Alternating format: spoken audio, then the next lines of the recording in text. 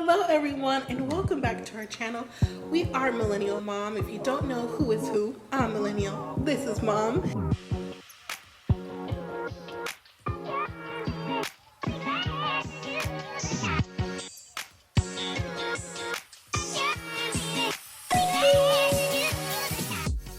Hello everyone and welcome back to our channel. If you're new here, I'm Mom or Kay from Millennial Mom.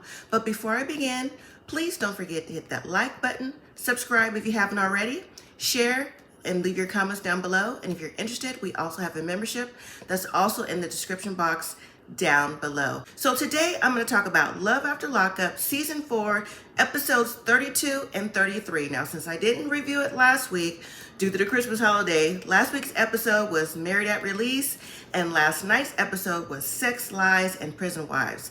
So a recap of last week's episode, you had Gabby and Chris. He got out of prison. You know, Gabby, the mom, and his sister don't get along. Gabby and Chris ended up getting married in front of a 7-Eleven, while Chris's mom and his sister were like, "Where are they going? What are they doing?" They didn't say anything to them, so that was a little bit shady on Gabby's part because, you know, she don't want his family involved in anything. So next is Monique and Derek. Monique and her sister Calandria are driving to pick up Derek from his release date. She was showing us where she bought designer clothes, iPhones, and putting her location in, and even her name in the phone. So just in case he calls someone, her name pops up, and she don't want him to know. And Calandria, her sister, is like, you know, I don't know what you bought all this stuff for because you didn't get all this when my son had his birthday last week. So Monique, you buying designer clothes and didn't get your nephew nothing for his birthday? And then you also had Ashley and Travis. Ashley's on her way to the airport to meet her man. Ashley is delayed a little bit because her baggage wouldn't be making there in time to pick up Travis, and she's having a little bit of a disagreement with the people at the airport because Ashley sells jewelry and she keeps jewelry in her luggage, so she wants it with her at all times. So I understand about that part, you know, want to get your luggage there where it needs to be. And then Justine and Mike, he's out. They seem to be getting along pretty well. Justine and Mike gonna have an overnight stay at a hotel because they want to spend their first night together alone, you know, away from the kids.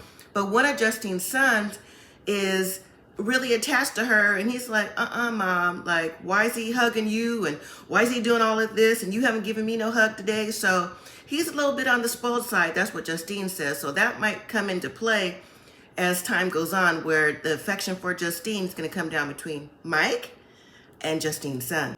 And then there's Eris and Cameron. Eris is on her way to pick up her man Cameron, who is in prison because he was selling those street pharmaceuticals. He's also a rapper in Ohio. She met him on Facebook. Don't they all seem to have that same story? They met on a Facebook group that popped up somehow. I've never seen that, but then again, I'm not looking for it either. Eris is telling her daughter that she's gonna go pick up Cameron, and how do you feel about this? And the daughter, and not just Eris's daughter, but all the women on here who bring their kids into the scenario, picking up these prisoners, people that they truly don't know. I think, honestly, they should think twice about this because they are sweet talking you on the phone, but that doesn't necessarily mean they have the best intentions when they come out. I still feel like you need to protect your young children from people who you're meeting this type of situation. So anyways, she ends up meeting Eris at the Greyhound station. He gets out. Okay, he's, in her words, looking rough, and I'm agree with that. He's happy to see her. She's talking about that's her man, and if anybody, and he gets around any groupies, she'll be down to handle that too, because listen, no one's coming in between her and him. So when he gets out at the bus stop, he changes clothes right there at the car, leaves his clothes on the ground, and they pull off. You're loitering already and you just got out of prison? Is that a good look? So that was just a quick recap of last week's episode. Let's get into this new episode. So Chris and Gabby, they got married in front of 7-Eleven. But when they were done with their ceremony, they just casually walked back to cars, just, you know, nothing happened. And then, you know, Gabby just already has this attitude about her anyways. Like, yeah, I'm gonna do it, and I don't care what they say, and his family could kick rocks, and his family could do this, because nothing's gonna come between, again, me and my man. So once they get in the car, crickets. And then Chris says, so yeah, we got married. And the mom and sister was like, what? You got married? And there was a quick pause, like, congratulations. And Chris seemed like he had like a little bit of attitude too. Because he was saying that, I don't want to be stressed about none of this. I got married. I just want to be with my family. I want to be with Gabby. I just want to live my life, right? And I'm thinking, if you don't want the stress and anxiety, I'm sure when you had the phone calls with your mom and your sister and with Gabby, you heard all the stress that was going on anyway. So that's just not going to happen overnight when you get out of prison. And then in confessionals, we hear Chris talk about how, he got the $100,000. He split up between his mom and Gabby. He said he should have kept some. And if he knew that Gabby was going to do what she was doing with that money, he wouldn't have gave her none at all. And I'm like, you know what? You never know what someone's going to do with the money. Because when you give someone money, regardless of what they say they're going to do with it, you just got to let that go. But $60,000 for someone you didn't know, that right there is on you. You should have asked your mom to put some of that money in trust, because now it's gone and you are broke. Now it's 30 minutes to get him to the halfway house. So Chris is saying, well, you know what? I want to get it in before I go. Gabby's like, oh, me too. So somehow, some kind of way, they end up dropping off the mom and the sister. I'm not sure if they drop them back at the hotel or back to where they live or somewhere. And then Gabby and Chris continue on. And he was like, come on, man, I really want to get it in. So she ends up parking the car and they go somewhere, it looks like behind some convenience stores or something. And then production says 12 minutes later, they get back in the car to continue to get to the halfway house, because now they only have like maybe 10 minutes left. And Gabby's like, oh my God, my insides hurt. Chris is not saying none of that. She's like, oh, it just feels like, oh, I don't know. I'm thinking, girl, you had a vaginal tightening and telling what else. And you claim you hadn't had, sex in a while. So maybe that's the reason why. So when we see Gabby again, it's been a couple weeks later, she says, and she's going to go see her mom at her job. And from seeing her mom in the first episode that Chris and Gabby were on, if you saw that episode or that season or not, Gabby's mom is not here for Chris, and I don't blame her. I wouldn't be either. She's talking to her mom. She's like, well, I got something to tell you. And her mom's like, what? Like, what do you have to tell me? Like, what now? So Gabby hands her a manila envelope, and when her mom opens it up, I guess that's the copy of the marriage certificate. Her mom says, you need an annulment. And I'm like, okay, mom, exactly, annul that. But Gabby's not going to do that. Gabby is going to stay in the relationship. I think she's doing it, honestly, to spite people. Not because she really wants to get married, even though she says, oh, I love Chris, this and that. It don't come across that way. It just comes across like, again, I'm going to do what I want to do.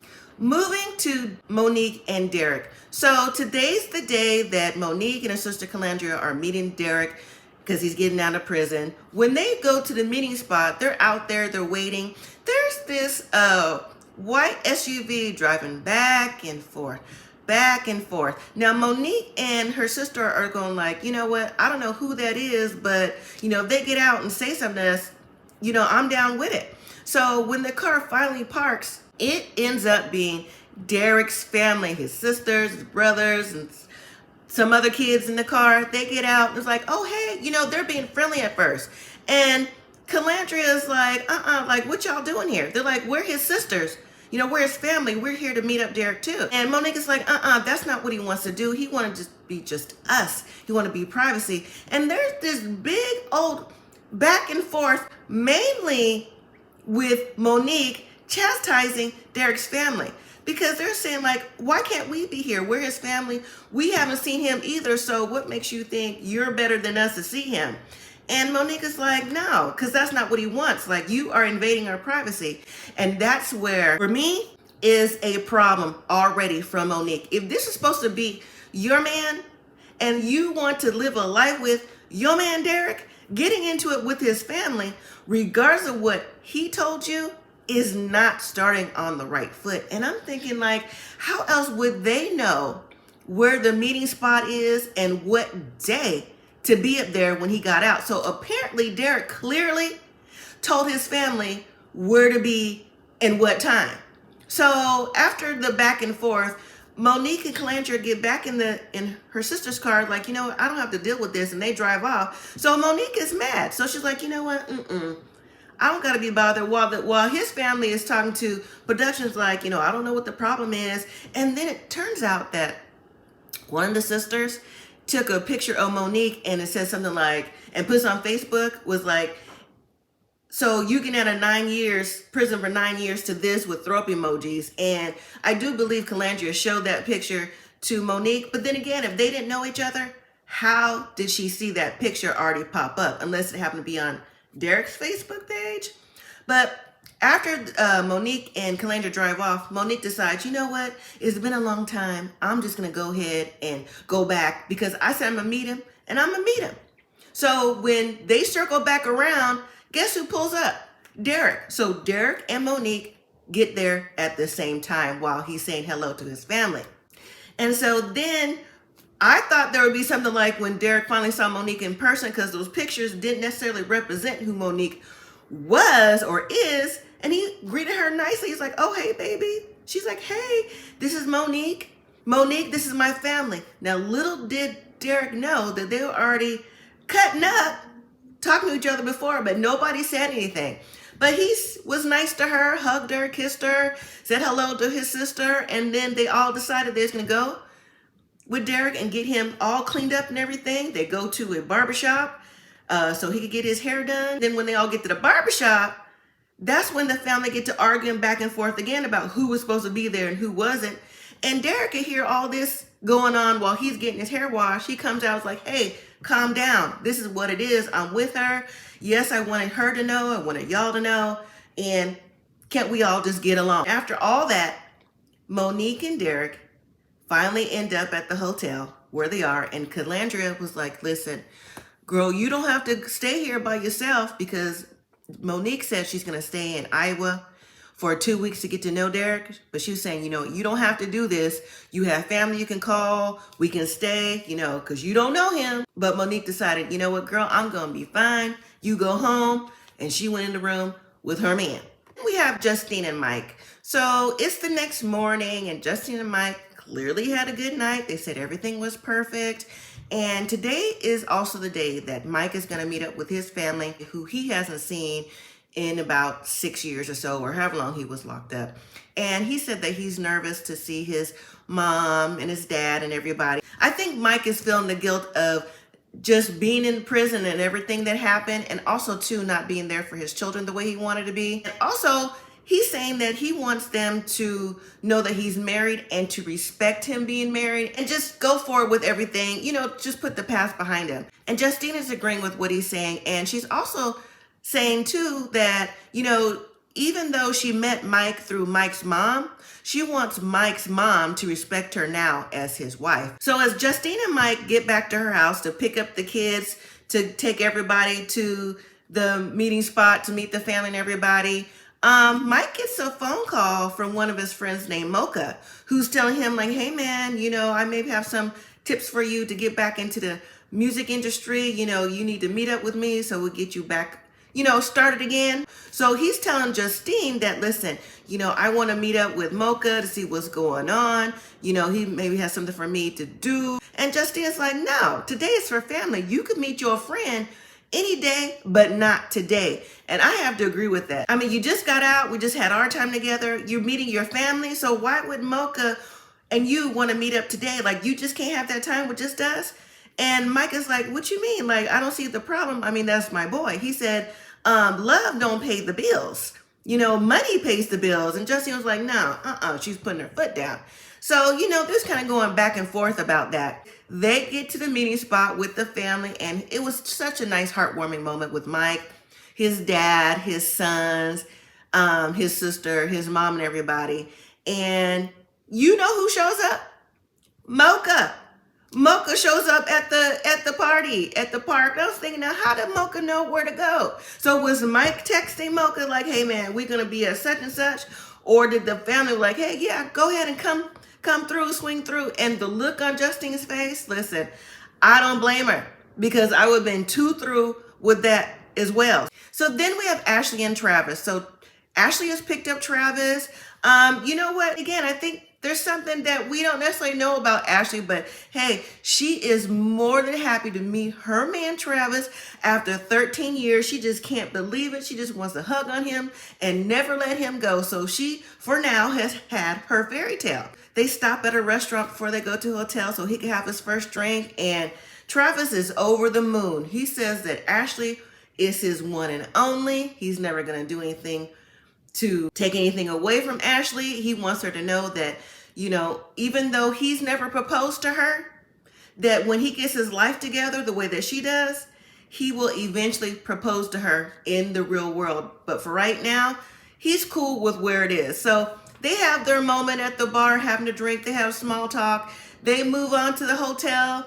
They do what it do, and Ashley is again on cloud nine. But I think that Ashley is so ready to be in a relationship that she is willing to take herself, her business, her career, her relationships in the jewelry business, all that over everything to be with Travis. But at the same time, Ashley is also concerned about her life, her business, her relationships in her jewelry business because of Travis, because she doesn't want anyone to think badly about her being with a bank robber. She's in a jewelry business and she buys, sells, and trades with other people. She thinks that might be a hindrance. And I think when people find out, it probably could be along the way because they may not trust her dynamic with their goods that they're selling to her or trading or bargaining or whatever they're doing. Finally, we have Nate and Skylar.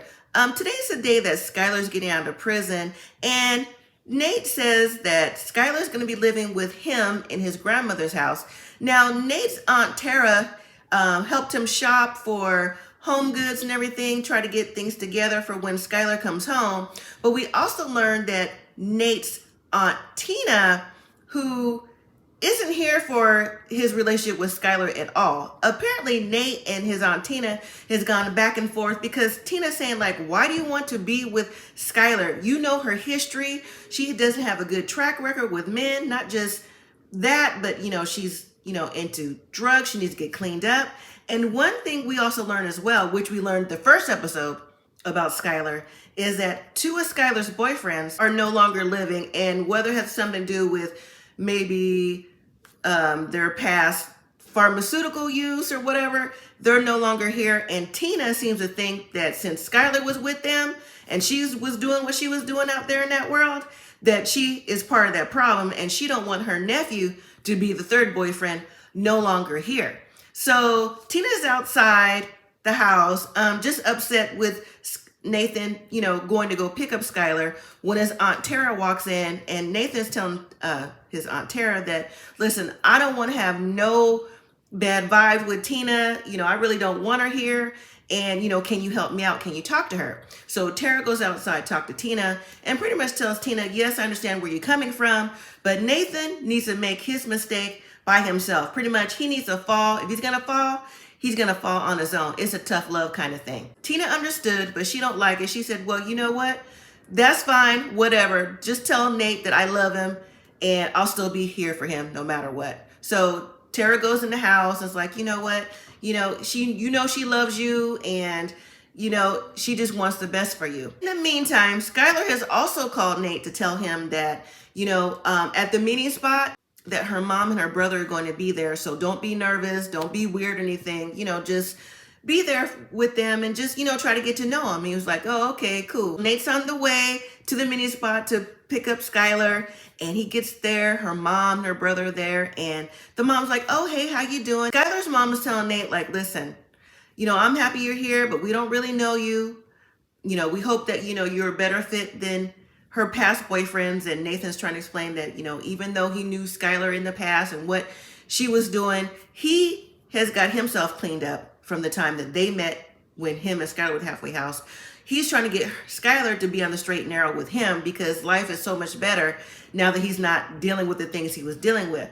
And Skylar's mom was saying, well, that's all well and fine, but this is Skylar's last time with me. Like, I can't deal with this anymore. This is it. Pretty much like Nathan's Aunt Tina was saying, it's going to be like a tough love kind of thing if Skylar gets back to the lifestyle she was doing. Skylar's brother was saying to Nate, so, it sounds like the way you talk about my sister, that you want to be with her? Like, you going to propose or something? And Nathan was like, yeah, I'm going to propose. And he's like, so do you have the ring? He's like, no, not yet. But when I do, it's going to be a big thing. So now the family knows that Nathan is into Skylar and wants to, help her go on a straight and narrow and propose. But the family's like, pump your brakes. We don't know you. We know Skylar. We know she has a hard time with, being straight. So we'll have to see how it goes. All right, everyone, that was the end of last week's episode and last night's episode. And I'm here for this season because so far, everyone's story seems like it's moving well. Everyone is out of prison, so we can move on to see the next chapter of their lives. And I'm here for it all. All right, everyone, Happy New Year. Thank you for watching. If you haven't already subscribed, please do so. Join our YouTube family. Also hit that like button, leave your comments, and don't forget to share the video as well. Okay, everyone, until next week, live simply, be grateful.